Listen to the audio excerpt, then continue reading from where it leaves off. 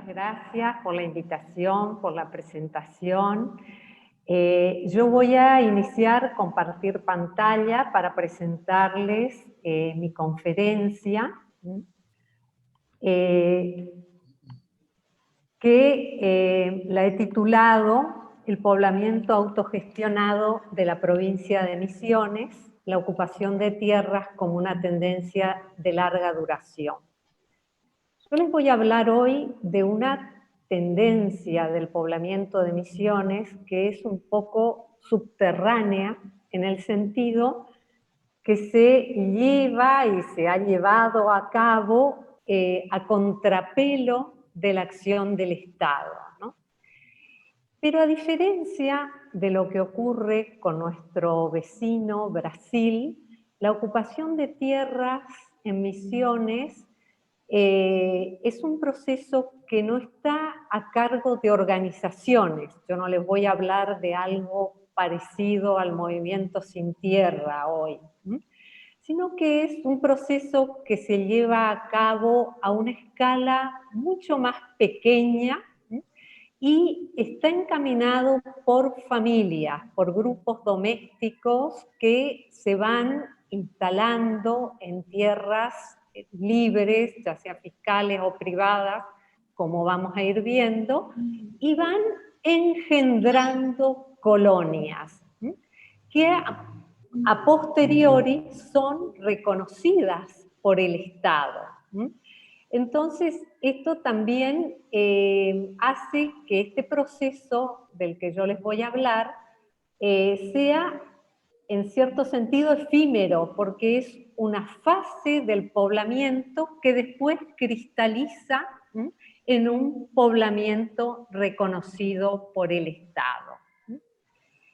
Bueno, la actual provincia de Misiones es un espacio tardíamente incorporado a la nación argentina, que adquiere el estatus de territorio nacional en 1881 y recién en 1954 se convierte en provincia. Y el poblamiento moderno de Misiones del siglo XIX, digamos, es fruto de diferentes procesos, ¿no? De fines del XIX, principios del XX, ¿no? El Estado desplegó un patrón geométrico de reparto de la tierra y lo hizo sobre una supuesta tabula rasa, soslayando las tendencias de autogestión de las que yo les voy a hablar hoy, ¿no? Entonces, este es un mapa de Misiones donde ustedes tienen representadas las tierras fiscales. Las fracciones de la costa del río Paraná fueron pobladas mediante colonización privada a través de empresas. También en la costa del río Uruguay se dio la colonización privada. Y la tierra fiscal de la franja central se repartió por gestión estatal a través de un sistema mixto, digamos, que compatibilizó la planificación con la ocupación preexistente. El poblamiento planificado o colonización que se hizo con inmigrantes del centro y este de Europa se desarrolló desde fines del siglo XIX hasta mediados del siglo XX. Y ese poblamiento estabilizó una estructura agraria con predominio de pequeñas y medianas explotaciones agrícolas de tipo familiar, dando como resultado un personaje característico que es el colono misionero. Aún así, este formato generó excluidos de la tierra, ¿no? Pequeños agricultores que no estaban en condiciones de adquirir parcelas a las compañías colonizadoras, y también los excedentes poblacionales que se fueron generando con la saturación de las colonias estatales, ¿no? De este modo, las extensiones de tierra pública que permanecían sin fraccionar y más tarde las grandes propiedades de extracción de monte nativo se van a convertir en válvula de escape de la población marginada de la distribución de tierra. Acá me gustaría, digamos, hacer un rodeo sobre estas dos nociones, ¿no? De habitar y poblar, ¿no? Para el Estado, para las empresas de colonización que organizaron el poblamiento en la primera mitad del siglo XX, la tierra primero es pensada y después es poblada.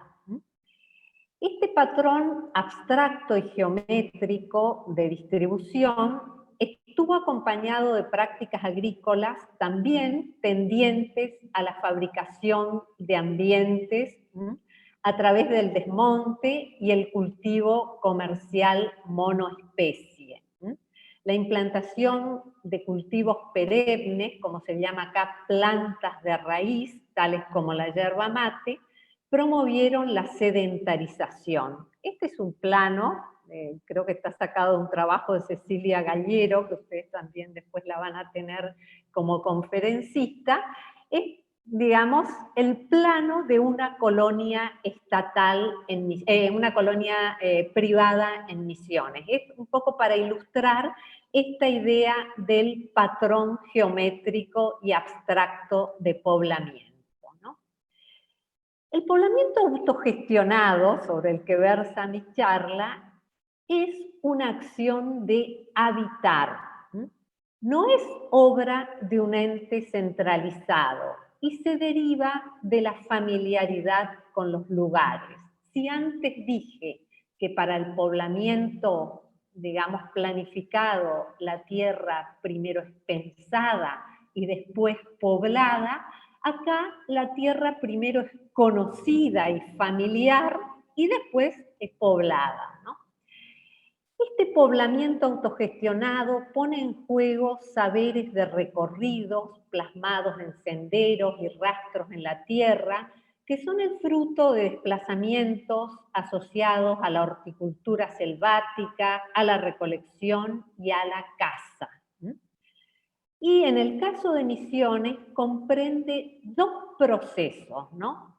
Por un lado, la territorialidad móvil de los grupos indígenas, que acá son, bueno, guaraníes, en verdad guaraníes, y por otro lado, la ocupación agrícola espontánea llevada a cabo por campesinos no indígenas. O sea, este es un mapa, nuevamente, de Misiones, donde ustedes tienen, este es un mapa, creo que del 76, tienen rayado en vertical la colonización privada, rayado en horizontal la colonización estatal, y estos puntitos que aparecen por acá dispersos son la ocupación llamada ocupación espontánea, que es lo que yo estoy refiriéndome como poblamiento autogestionado. Este es el mapa de un asentamiento guaraní, para que ustedes vean, digamos, está marcada la ruta y después están marcados senderos y recorridos que llevan a distintos recursos naturales. Un poco les muestro esto para que ustedes vean el carácter multiforme del poblamiento de Misiones y las distintas expresiones de estas tendencias autogestionadas. Este es un mapa de una colonia, digamos, engendrada por ocupación espontánea de agricultores no indígenas, ¿no? Donde la tierra primero es habitada y después los mismos ocupantes me armaron este mapa, ¿no es cierto? Porque ellos ocupan los predios y después van diseñando los límites, ¿no? La agricultura selvática, en tanto hija de la recolección, está asociada a esta dinámica del habitar, porque es un esquema técnico que favorece la itinerancia, porque demanda el abandono periódico de las parcelas para la regeneración del monte y la recuperación de la fertilidad, ¿no es cierto? Esas parcelas abandonadas es lo que se llama las capueras. Y este formato existe, digamos, en fricción con la producción del espacio estatal, y si bien yo estoy, digamos, acercando las dinámicas poblacionales de guaraníes y ocupantes, en el sentido que comparten esta acción de habitar, hay algo que los diferencia, ¿no? Porque los agricultores persiguen la apropiación individual de la tierra y esto los va a enfrentar con los indígenas en varios litigios, ¿no? Porque acá ustedes tienen que tener en cuenta que a diferencia de lo que ocurre en otras regiones de América Latina y de Argentina también, en Misiones, campesinos e indígenas no constituyen un mismo actor social.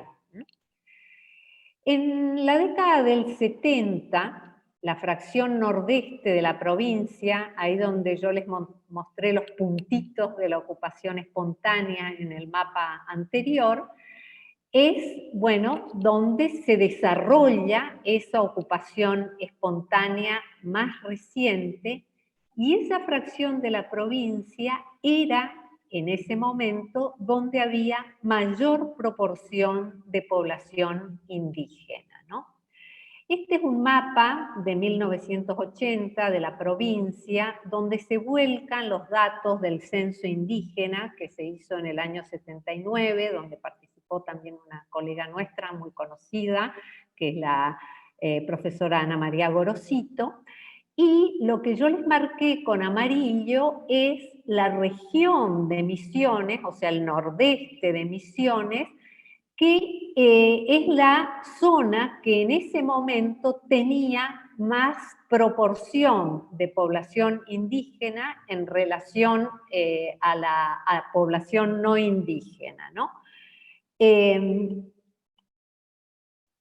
Si ustedes ven, este es un mapa actual, bueno, mucho más reciente, de 2012, de la distribución de las comunidades guaraníes en la provincia. Ustedes van a ver que, bueno, están dispersas por otras zonas del territorio y tuvieron que, en cierto sentido, abandonar esa región donde se llevó a cabo la ocupación agrícola no planificada de los campesinos. Bueno, mi trabajo, digamos, fundamental fue estudiar etnográficamente la ocupación espontánea de esas tierras fiscales del nordeste provincial que se efectuó, digamos, en las últimas 3 décadas del siglo XX. Los actores de ese proceso son pequeños agricultores provenientes tanto de colonias más antiguas de Misiones como campesinos brasileros expulsados por la modernización agrícola de los estados del sur de Brasil. Bueno, ese es el libro que yo escribí sobre estos procesos, ¿no? Este poblamiento al margen que yo estudié fue legalizado a posteriori por el Estado, a través de un sistema que se llamó mensura particular y que consistía en fraccionamientos por cuenta y riesgo de los ocupantes para regularizar ese poblamiento de hecho. Entonces, amparado por el Estado, este fraccionamiento respeta el trazado irregular de la ocupación preexistente. Este es un mapa del primer consorcio de mensura que se hizo, digamos, sobre esa ocupación, y ustedes pueden ver que, bueno, los lotes tienen un trazado relativamente irregular comparado con la geometría de la colonización abstracta. Entonces, cuando yo estudié estos procesos, que yo le llamo las nuevas colonias a esa ocupación agrícola no planificada, esas nuevas colonias que crecieron en los intersticios, digamos, de la acción estatal, el estudio de ese proceso me mostró los siguientes hechos.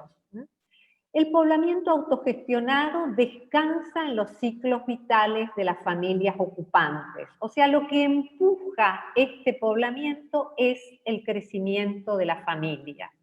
No es obra de organizaciones. Yo estudié posteriormente las organizaciones de lucha por la tierra en Misiones, que son, digamos, de este siglo, y son organizaciones que se constituyen a posteriori del poblamiento, no son los actores que inician el poblamiento. En tercer lugar, la apropiación de la tierra sigue la regla de conseguir tierra para instalar hijos, pero también instalar hijos para conseguir tierras.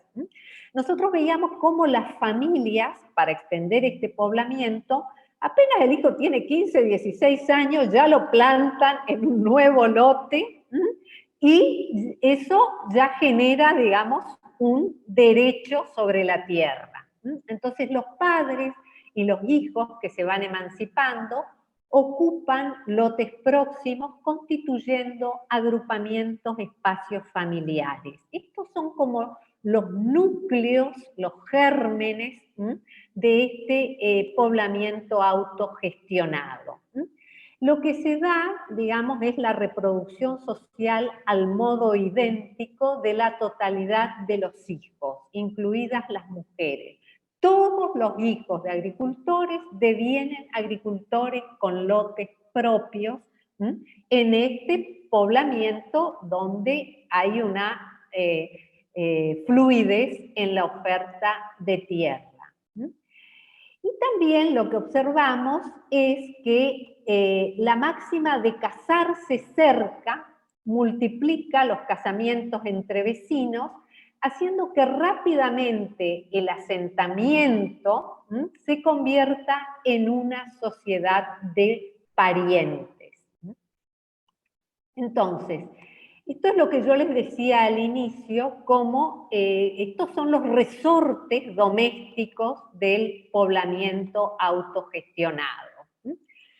¿Por qué digo yo que esta es una tendencia de larga duración? Porque, bueno, yo estudié esos procesos a fines del siglo XX, pero vi que esta pauta o modelo híbrido que combina, digamos, la ocupación por cuenta propia con la legalización a posteriori por el Estado, también permeó la colonización pública de principios del siglo XX. O sea, este no es un proceso totalmente novedoso.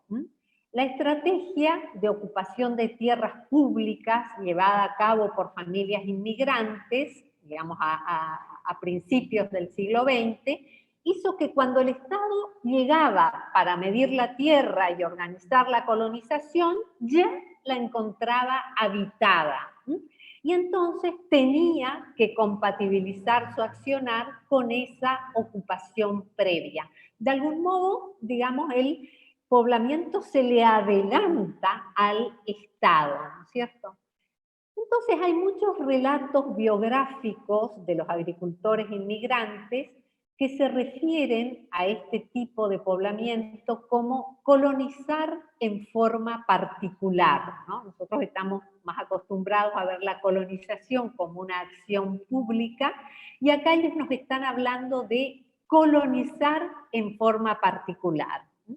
Un pionero suizo relata la instalación de los tres hermanos en el año 1917 en las tierras fiscales de los valles serranos del centro y sur de Misiones. Y nos cuenta esto. Dice, el hermano menor se encontraba trabajando en el establecimiento de un pariente en la provincia de Buenos Aires cuando recibe la visita de uno de sus hermanos mayores que había decidido emigrar de Suiza a Misiones.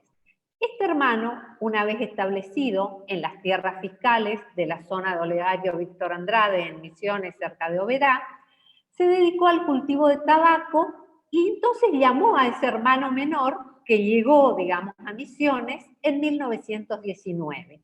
Ya en Misiones, los dos hermanos tienen noticia de Yerbal Viejo, que es la actual Oberá en el centro de Misiones, donde les informan que hay tierras fiscales inexplotadas que pueden apropiarse para plantar yerba mate.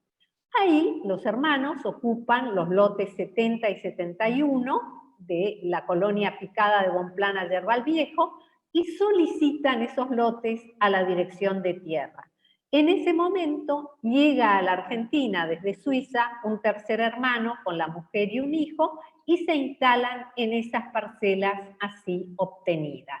O sea, esto es para contarles cómo era el colonizar en forma particular. Incluso tenemos relatos de los agrimensores encargados de medir las tierras públicas del centro y del sureste de Misiones, donde primero empieza la colonización del Estado, que las encuentran habitadas y ello dificulta la producción de este espacio geométrico del Estado, ¿no es cierto? Uno de estos agrimensores escribe en el año 26 a propósito de la colonia Los Helechos, o Samambaya también se le llama, que está cerca de Oberá, y cuenta así: para efectuar la subdivisión y trazado de lotes era necesario conocer previamente la situación de los pobladores para evitar perjuicios. Dado el gran número de estos y su ubicación caprichosa, en la mayoría de los casos muy próximos unos a otros, no era posible realizar un trazado regular, pues las líneas debían quebrarse continuamente para salvar poblaciones y mejoras. Por otra parte, donde existe un arroyo, los pobladores están ubicados a uno y otro lado del mismo, de manera que había que tener en cuenta este deslinde natural. O sea, nosotros vemos acá cómo esa tierra pensada por el Estado encontraba, digamos, obstáculos para concretarse, ¿no? Entonces, este poblamiento intersticial de colonizar en forma particular va a dar origen muy pronto a la figura del intruso, que nosotros vamos a ver que es una figura que también acompaña toda la historia moderna de Misiones. Entonces nosotros tenemos, por ejemplo, la crónica periodística de uno de los conflictos agrarios más importantes de la provincia, que se llama la masacre de Oberá, donde se asesinaron a muchos productores, la policía, digamos, y que ocurrió en el año 36, ¿no? Y la crónica periodística señala, bueno, es la crónica de La Nación, que es un diario bastante conservador, ¿no es cierto? Dice: un movimiento agrario de carácter violento que obedece a agitadores profesionales destacados en la colonia Samambaya, que es, bueno, el hecho en portugués, Amambaú en guaraní, que está compuesta por rusos, polacos y ucranianos que tuvieron posesión de tierras fiscales sin responder a ley alguna nacional, manejándose con su libre albedrío. O sea, el problema de esta colonización en forma particular es que escapaba un poco a la fiscalización del Estado, ¿no? Bueno, después tenemos otro testimonio sobre esta misma zona donde se instalan más tarde, también en forma particular, familias de origen suizo que llegan a Misiones en el marco de un tratado sobre inmigración y colonización del año 37 y acceden a la tierra a través de la compra de mejoras sobre extensiones fiscales. El comisionado suizo que viene, digamos, a ver este poblamiento, desaprueba esa vía de acceso a la tierra, ¿no es cierto? Esa vía informal de acceso a la tierra. Dice: estas tierras son de propiedad fiscal, su adquisición es teóricamente fácil y prácticamente muy posible, pero ¿cuánto tiempo hace falta para obtener los títulos de propiedad a favor del respectivo colono? Claro, el poblamiento del que yo les estoy hablando es un poblamiento que tarda en legalizarse, ¿no? Y el colono suizo, digamos, protagonista de esta historia que viene con su familia, cuenta, digamos, cómo se forma la colonia. Dice: Samambaya se denomina el pequeño río que corre a través de nuestra colonia. Ahora han transcurrido 21 años desde que me instalé aquí con mis 12 hijos. En mayo del 37 ocupamos nuestro lote, que equivale a 25 hectáreas, que es el número 180.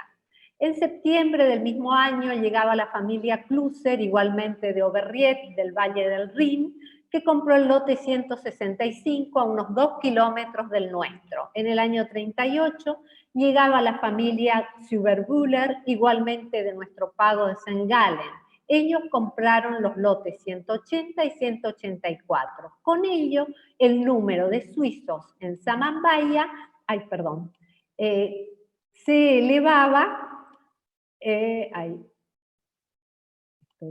se elevaba a 30 repartidos en un diámetro de 100 hectáreas, ¿no? Y este es el mapa de la colonia Samambaya con los lotes que van siendo apropiados por los grupos familiares, ¿no? El poblamiento autogestionado, esta tendencia de la que le estoy hablando, se propaga multiplicando conexiones horizontales, grupos de hermanos y cuñados vinculados entre sí a través de reencadenamientos de alianza. El relato de este inmigrante suizo que les comenté recién continúa de esta manera. Como las hormigas podadoras inician todos los años su vuelo nupcial y fundan nuevas colonias, así ocurría ahora con la juventud suiza, pero al parecer las mujeres argentinas tampoco están muy cotizadas por nuestros varones. Justo en ese tiempo de añoranza primaveral, o sea, cuando sus hijos están en edad de casarse, llegó la inmigración de la familia de Otto Weber, de Gulflingen, con 9 hijos, 4 chicas y 5 varones. De cómo resultaron las parejas, quiero señalar con algunos nombres. Bueno, ahí nos cuenta cómo sus hijos se casan con los de la otra familia que viene, ¿no? Este es un poco el gráfico de todos esos matrimonios, ¿no? Entonces, estas dos familias de suizo, en un lapso de 10 años, anudan 5 alianzas. Y puesto que los nuevos matrimonios se instalan próximos, así se van conformando estas sociedades locales que son enclaves familiares. Bueno, acá, digamos, les traigo estas imágenes de enjambres de abejas, hormigueros y carpinchos, porque la analogía con animales es empleada para figurar el desborde encarnado por este poblamiento autogestionado, ¿no? Así, los ocupantes provenientes de Brasil relatan su ingreso ilegal a Misiones utilizando la expresión entrar por Porto Capibara, asimilando el cruce de la frontera al tránsito de los carpinchos, que es los que estaban en la imagen anterior, que son estos grandes roedores que alternan la vida en medios terrestres y acuáticos. Del mismo modo, los ocupantes se refieren a la propagación autoengendrada de colonias y asentamientos, hablando de hormigueros y enjambres. Estas analogías aproximan, digamos, el poblamiento a un proceso viviente, sin centros y que no está controlado por un diseño previo. Y el flujo multiplicador de estas colonias está dado por el ciclo vital de la familia y su entrelazamiento recíproco a través de la alianza. Como yo les dije al principio, este poblamiento no es obra de organizaciones, no es obra de entidades, sino de esta tarea, digamos, más dispersa de hormigas, de las familias que lo van haciendo. Claro, hay un hecho muy significativo que tenemos que tener en cuenta, que la oferta fluida de tierra pública es lo que posibilita esta multiplicación, ¿no? Así se cortan chacras, se marcan rumbos en base a la experiencia directa del espacio y de un saber derivado del habitar. Los relatos de los ocupantes subrayan el carácter al margen del modo de obtención de sus predios. Dicen así: es clandestino, compramos fiado, o sea, sin pagar. Cada uno marcó su chacra y sacó el rumbo es el límite. Compramos de un hombre que gustaba de cortar chacra. Otro dice, compramos la mejora, y el hombre que nos vendió no había visto ningún papel. La figura de la mejora, que ustedes vieron que ya la mencioné bastante, es, mediante esta figura lo que se comercializa es el trabajo efectuado sobre las parcelas. Y esta figura es lo que permite la apropiación y la circulación de la tierra sin papeles o carente de documentación oficial. Y esta es la vía típica de acceso a la tierra por parte de los ocupantes. Este es un cuadrito nomás para ilustrar, más o menos para que ustedes tengan idea de cómo son estas operaciones. Es un cuadrito donde yo esquematicé mejoras que las estudié en el año 85. Entonces, para que vean un poco cuál es la descripción, digamos, de lo que se comercializa. Se comercializa, por ejemplo, 6 hectáreas de capuerada, o sea, de tierra en regeneración, compuesta por 2 hectáreas de anuales y de frutales, 2 hectáreas de gramado, o sea, de potrero, bueno, instalaciones, casas. Esto es lo que son las mejoras, que en realidad es una manera de comercializar tierra, pero a través del trabajo sobre la tierra, porque, bueno, no está legalizada ese fraccionamiento, ¿no? Los medios de pago, muchas veces en las compraventa de mejoras, son heterogéneos. En el cuadro anterior, ustedes tenían pago al contado y a veces algunos bienes, una yunta de bueyes, un auto. Esos medios de pago heterogéneos convierten la compraventa de mejoras en un brique. Brique es una palabra brasileña que viene del francés bric-à-brac y que denota un conjunto de objetos diversos y usados, y esta es la palabra que los ocupantes utilizan para referirse al trueque o intercambio de chacras o parcelas agrícolas en los cuales el dinero no desempeña el papel central, ¿no? Yo tengo un artículo sobre el brique que le llamé brique el negocio entre amigos, porque las equivalencias se establecen, digamos, de manera, de acuerdo a las conveniencias de las partes, digamos, no hay una equivalencia objetiva, ¿cierto?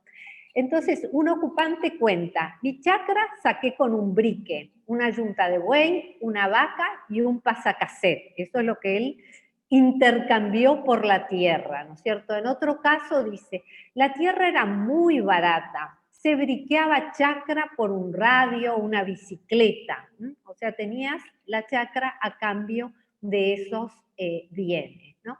Bueno, acá les puse algunas imágenes para que ustedes tengan una idea de esta población de la que les estoy hablando, ¿no? Estos son ocupantes, ¿no? Son campesinos que emplean fuerza animal y trabajo familiar en rozados abiertos en el monte, ¿no? Acá hay otra foto de ocupantes. Esta es una pareja, o sea que ahora ya están fallecidos, ¿no es cierto? Y ustedes acá ven otro tema, que es que la ocupación espontánea del nordeste provincial coincidió, digamos, cuando ya estaba siendo regularizada, con el boom del tabaco Burley, ¿no? Las empresas incorporaban a los ocupantes como tabacaleros sin exigencias acerca de la posesión de tierra, ¿no? Ahí tienen otras imágenes. Las condiciones habitacionales son precarias y los ocupantes carecen de servicios básicos. Entonces, un poco para ir redondeando este proceso, el principio fundamental de cohesión de estos grupos locales, que son estas colonias engendradas por la autogestión, está dado por la alianza, ¿no? Las estrategias matrimoniales son un elemento clave en este poblamiento, ¿no? A través de la figura endogámica de reiteración de los matrimonios entre familias, ya sea en una misma generación o en generaciones sucesivas, se van formando estas sociedades locales, ¿no? En el siglo XXI, digamos, ahora voy un poco a las tendencias por ahí más recientes, ¿qué pasa con esta territorialidad móvil? Bueno, a fines del siglo XX se agota la reserva de tierras fiscales disponibles en la provincia y este poblamiento autogestionado avanzó sobre las extensiones privadas pertenecientes a empresas madereras que abandonan la tierra una vez concluida la extracción del monte nativo. Ustedes saben que Misiones es una provincia con una gran riqueza forestal, ¿no? Entonces nosotros en la universidad, Denise Baranger y yo, nos encargó una ONG, digamos, la realización del censo de ocupantes de tierras privadas, que lo hicimos en el año 2003 y en el año 2004, está publicado en este número de la revista Estudios Regionales, y ahí registramos este proceso, que a diferencia de lo que yo les vine hablando, es un proceso que se va a dar sobre tierras privadas, pero no se va a dar a manera de los sin tierra en Brasil con un enfrentamiento con los propietarios, una toma, digamos, de tierra, sino que es nuevamente este proceso tipo trabajo de hormiga, digamos, que va ocurriendo porque los propietarios no están presentes. Entonces, con este censo de ocupantes de tierras privadas, nosotros registramos el proceso cuya regularización va a quedar encuadrada con una ley que se sancionó en el año 2004 en la provincia, que se llama la Ley de Arraigo y Colonización. Las propiedades que nosotros censamos en ese momento tenían 104.000 hectáreas y las 1.648 familias que ocupaban en realidad el 57% de esa superficie total, ¿no? Bueno, esto es un mapita nuevamente para mostrarles esas propiedades privadas que nosotros censamos ya en la primera década de este siglo, ¿no? Acá un poco ya para ir terminando mi exposición, quiero hacer mención a que los conflictos por la tierra van a involucrar crecientemente a las comunidades guaraníes a partir de la reforma constitucional del año 1994 que se da en Argentina y que reconoce el derecho de los territorios indígenas. En Misiones, digamos, ocurrió lo siguiente. El obispo, que estaba a cargo de la pastoral aborigen, era también el que defendía a los ocupantes no indígenas. Entonces este obispo, digamos que ya falleció, pero era una persona, un jesuita, digamos, muy singular, organiza un primer encuentro por la tierra en el año 97, donde participan tanto estos campesinos ocupantes no indígenas del poblamiento que yo les estoy relatando, como las comunidades guaraníes, ¿no? El encuentro fue organizado por la pastoral aborigen, la pastoral social y el movimiento agrario de Misiones, ¿no? Las tensiones que dominan la relación del Estado con los guaraníes a propósito de la tierra es que este reconocimiento, digamos, de los territorios indígenas tiene como contrapartida el confinamiento en superficies que restringen la esfera silvestre y la itinerancia, ¿no? Ahora nomás ya para concluir un bocadito sobre mi trabajo de campo más reciente, en una colonia, de estas colonias autoengendradas, que está, se llama Santa Rita, está en una propiedad privada, ahí en el nordeste de Misiones, digamos, contigua a una reserva aborigen que se creó en el año 86, que se llama Guavirá Potú, ahí es el lugar.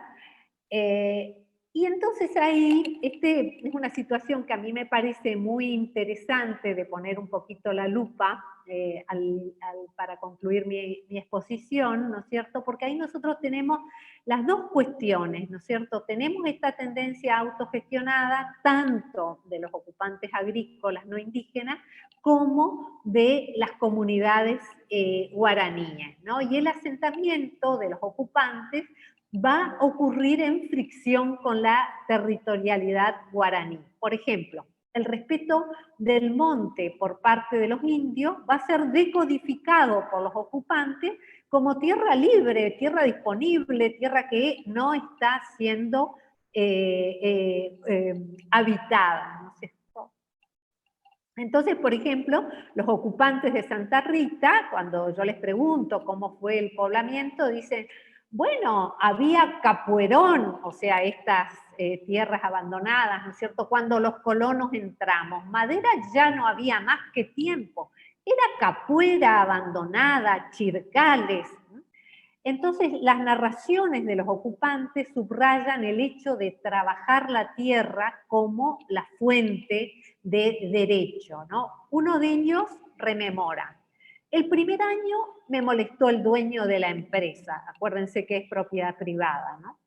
Yo cuanto menos quería trabajar y él venía con gendarmería, policía, ahí me remitieron al Tribunal del Dorado, hasta que se aprobó que era un excedente de los aborígenes, era fisco, cuando dicen fisco es tierra pública, ¿no? De ahí, cada año, un poco de lío con los aborígenes. Por la radio nosotros escuchaba el desalojo del lugar. A su vez, el cacique de la aldea guaraní que está ahí vecina, señala que ellos vinieron en el año 98 a esas tierras provenientes de otra, digamos, reserva guaraní que está en Fracram, porque se enteraron que ahí el Estado había creado una reserva. Entonces, en este caso, hace más de 20 años que conviven estas dos tendencias del poblamiento autogestionado, ¿no? Los ocupantes agrícolas y comunidad aborigen. Por supuesto que hubo puntos de fricción, ¿no es cierto? Pero, digamos, en una visita reciente que yo hice, digamos, a esta colonia Santa Rita, la esposa de un ocupante me recibe con este comentario, ¿no? Me dice, ¿no sabés la nueva aldea que se formó? En general, el término aldea remite en la provincia a los agrupamientos indígenas, ¿no? Que son aldeas o tecoá. Entonces, ¿a qué se refería esta mujer cuando me dice eso? Entonces ahí ella me cuenta que hubo la ocupación de un yerbal comunitario estatal, que era de esa colonia, un yerbal de 15 hectáreas, que esta ocupación fue llevada a cabo por 23 familias, matrimonios jóvenes formados por los hijos de los agricultores de esa colonia.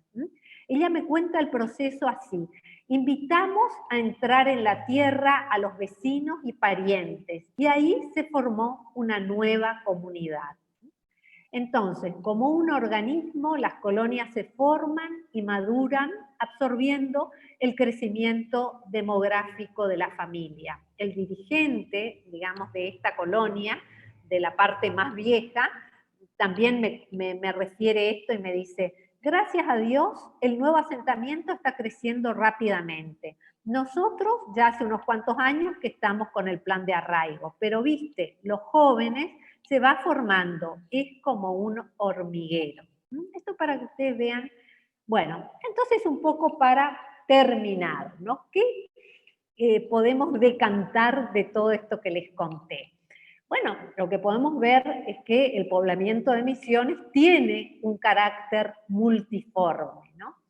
Este formato del habitar del que yo les hablé acá, ejemplificado en el poblamiento autogestionado, existe, digamos, en fricción con la producción del espacio estatal que va a estar expresado por la colonización, ¿no? El contraste con respecto a la planificación del Estado es lo que emparenta la dinámica no centralizada de la ocupación agrícola espontánea con la territorialidad móvil de los grupos guaraníes, ¿sí? Y ese colonizar en forma particular de algunos inmigrantes ya a principios del siglo XX. ¿Sí? Sin embargo, como creo que quedó patente también en los testimonios que traje, el objetivo de apropiación individual de parcelas separa y torna antagónicas estas prácticas, suscitando conflictos entre guaraníes y agricultores que, digamos, subrayan el carácter plural de la acción de habitar. Y el reconocimiento estatal de los territorios indígenas, a su vez, impulsa la sedentarización de las comunidades que ahora están encuadradas en la agricultura familiar de Misiones, ¿no? Entonces, para terminar mi presentación, les voy a mostrar dos imágenes periodísticas muy recientes, digamos, para que ustedes aprecien, digamos, este trayecto también de los guaraníes hacia agricultores, ¿no? Acá tienen, son dos noticias del diario local. Aldea Nueva busca integrar la feria. Vemos cómo esto parece una imagen de una colonia de agricultores, ¿no es cierto? Ya estamos lejos de la horticultura selvática itinerante, ¿no? Y acá tenemos también, entregaron herramientas para producción agrícola en aldeas. Ustedes pueden ver ahí las imágenes de motoguadañas, de motosierras, bueno, de todos elementos como para transformar guaraníes en agricultores sedentarios, horticultores, productores hortícolas más bien que horticultores. Bueno, con esto concluyo mi presentación. Espero que, a ver, esperen, voy a salir de compartir pantalla para... bueno, no sé cómo salir de compartir pantalla, pero un poco para darles... ahí está. Para, no sé, presentarles esta tendencia como subterránea, digamos, del poblamiento de Misiones, que yo me he dedicado a estudiar y que creo que es, digamos, una base también para ir después analizando otros fenómenos como les interesan a ustedes, que son más bien fenómenos lingüísticos, ¿no es cierto? Pero me parece que esto es un esqueleto que les puede resultar útil, eso espero. Bueno, muchísimas gracias por su atención.